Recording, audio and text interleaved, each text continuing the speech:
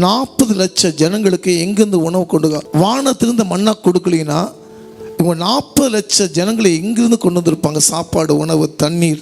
அதே ஒரு வனாந்தரமான இடம். எத்தனை லாரி வந்திருக்கும், எத்தனை தண்ணீர் வந்திருக்கும். ஒரு குறைவில்லாமல் நிறைவான ஆசீர்வாதத்தை இஸ்ரவேல் ஜனங்களுக்கு தேவன் மன்னாவை போஷித்து கொடுக்கப்பட்டார். அந்த இஸ்ரவேல் ஜனங்கள் அந்த வனாந்தரத்தில் நடக்கும்போது அவங்களுக்கு எந்த குறையில்லாமல் நிறைவான ஆசீர்வாதத்தோடு நடத்தினாங்க. பரிசுத்த வேதாகமத்தை பார்க்கிறோம். இது எத்தனையோ ஒரு வயதானவர்கள், முதியோர்கள் நடந்துப்பார்கள். எல்லா ஜனங்களுக்கும் கர்த்தர் இந்த பூமியில ஆசீர்வாதத்தை, அந்த பலனை கொடுத்து கொண்டு போயிருக்கிறார்.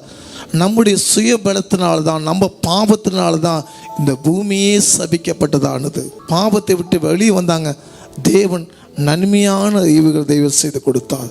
அதே போலதான் நீ விசுவாசித்தால் தேவனுடைய மகிமை காண்பாய் என்று வேதம் சொல்லுகிறது. உங்களையும் கர்த்தர் சகல நன்மைகளுக்கும் உங்களை நிரப்புவார்.